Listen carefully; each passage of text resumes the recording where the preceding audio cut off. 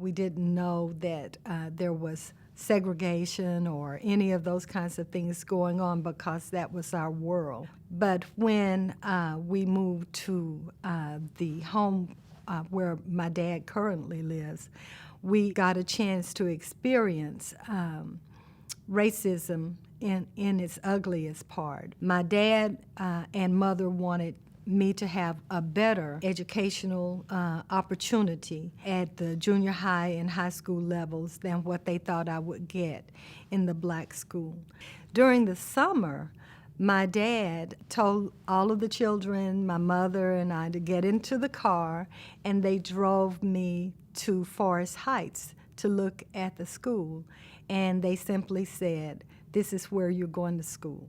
I was the only female that was there. I was the only African-American student that was there for 2 years. That experience, as you can imagine, was life-changing at the time. I remember that my mother drove me to the school. She held my hand, and we walked up to the homeroom building that I would be in. I could tell that she was nervous. She never said a thing, but one young girl said hi to me. And so my mother kind of calmed down, and she left shortly after.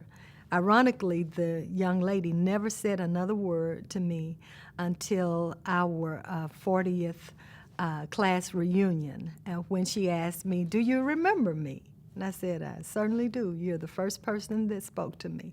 But that was my first day there, and there were students who ignored me and who said a few things on that first day. The other days were worse than the first. This school was very different from what some people might remember of Central High School. They had rules that made it difficult to become a part of the school. When I was in the 9th grade, that the principal called me in to the office, and there was a 9th grade picnic at the time. He let me know that I was free to attend the 9th grade picnic, which would be on Lake Nixon. However, it was segregated. And he said that I'll leave it up to you to decide whether or not you want to attend.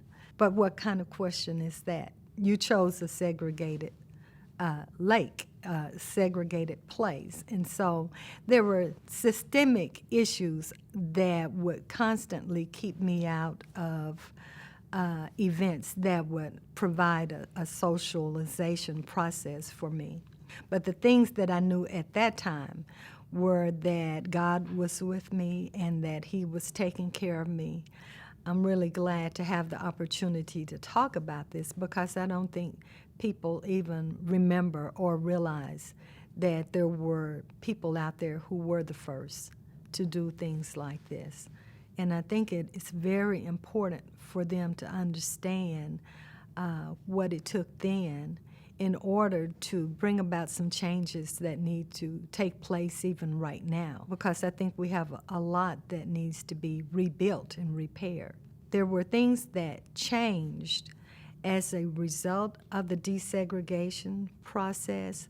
Some things did not change for the better. It's still up to us at this time in the 21st century to figure out how we can still have a strong community.